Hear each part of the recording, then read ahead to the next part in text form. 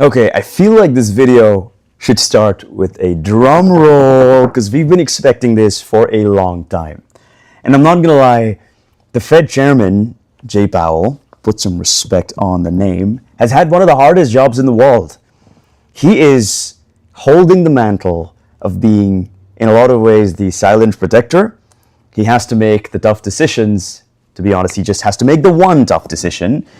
But that has ripples, nay, waves of effect across all of the economy. So, yeah, it's not an easy job being Jay Powell right now. And he held down the fort for the longest time, but I think he's finally going to cave in.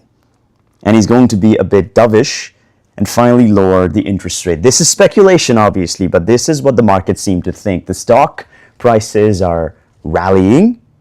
The markets are excited because it is widely believed that in the mid-September meeting of the Fed, they are going to be lowering the interest rate by 25 basis points, meaning 0.25%.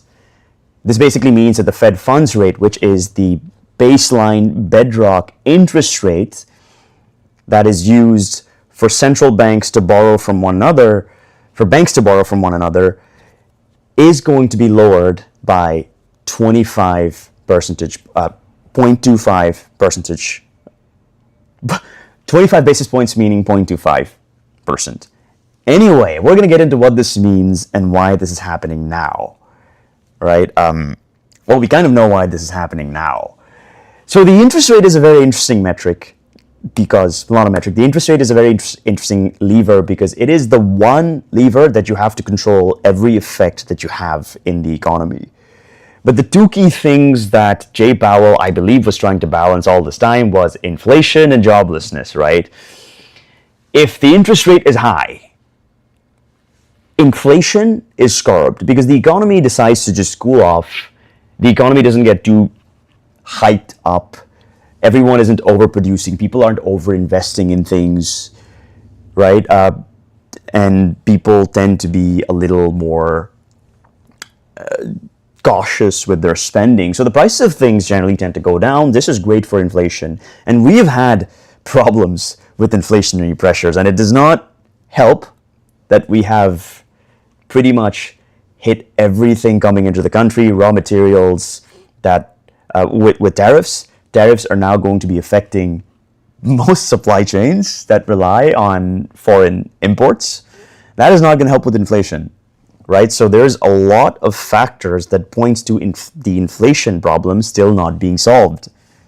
However, we haven't really been doing that great on the other category, the other thing that we need a report card for, a scorecard for, and that is joblessness, right? When interest rates are high, joblessness also tends to climb up. It becomes very hard for the economy to create new jobs because companies aren't making investments. Companies, much like individuals that are actors in the economy, are also tightening their purse strings. They don't want to spend.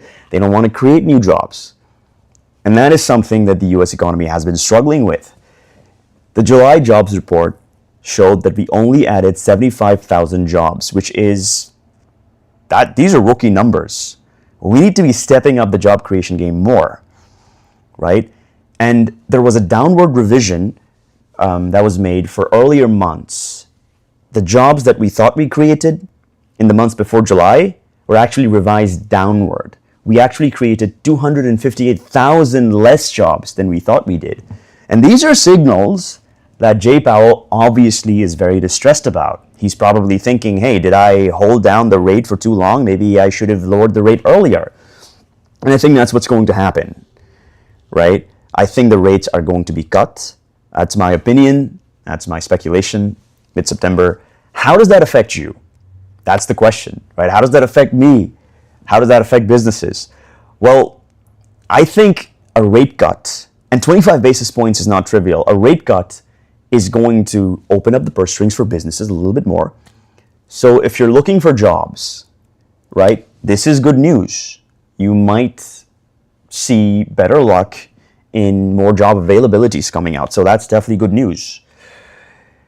If you're trying to buy a house, well, it's good news with an asterisk because interest rates on your mortgages are going to eventually come down a little bit. It is going to, I want to say, lag a little behind, or maybe not, because lenders do have their own fees, and the interest rate for mortgages are not the interest rates that you get as the Fed's funds rate. They are much higher because they have their own fees stacked on top of it. Anyway, the response to the interest rates when you're trying to get a mortgage may be immediate. However, housing prices will also correct, right? Because if mortgages become cheaper, people have a demand for houses. Housing prices, the list prices may be getting higher. So, as the age-old wisdom goes, if you really need to buy a house, just buy a house. Don't try to wait out the interest rate. But yeah, it's going to be a little favorable in terms of the interest rate, in terms of the mortgage rates if you're trying to buy a house. If you're trying to rent, however, maybe not the best news, because lowering interest rates will fuel up the prices of things. It's a balancing act, remember? Like if we're trying to care for joblessness, you're going to shoot up inflation. And there's no Spider-Man moment here where you get to save, like that gondola of kids and Mary Jane at the same time, and Green Goblin is the economy or whatever, right? There's no magic bullet that solves both these problems. One has to give a little bit, and I think the joblessness has gotten to a point where people are fed up, and people really, really want a rate cut. But yeah, don't take my word for it. Don't take my speculations for it. I think one really good resource to go to if you're trying to figure out what the heck is going to happen with the world are prediction markets. If you're not familiar with prediction markets, I made a video about them, a very brief YouTube video about them some time ago. Prediction markets pool the wisdom of the crowd.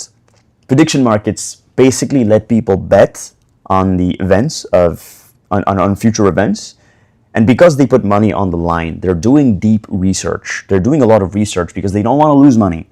And here's what the prediction markets like Kalshi, Kalshi is one prediction market, or Kalshi. Kalshi is a prediction market. Poly market is more international focused prediction market, but we're going to talk about some numbers coming out from Kalshi.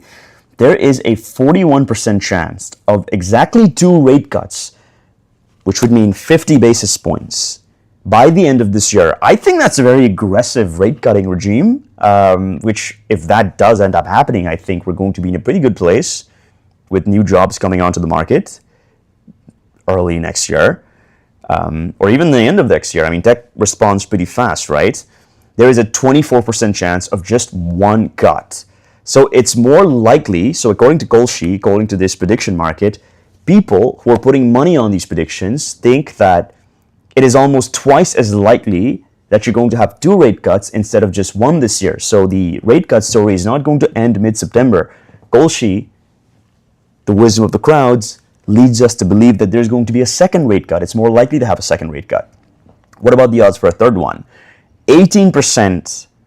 There's an 18% probability that there's going to be 3 or more rate cuts. So it seems like the most likely scenario, if you're going to lean on the wisdom of the crowds, according to Kalshi, is that there's going to be 2 rate cuts at a 41% chance, 1 rate cut at a lower 24% chance, and a 3 or more rate cuts, which is kind of wild, is going to be at an 18% chance. But that's also not a trivial number. That's almost 1/5 of the people placing these bets, right?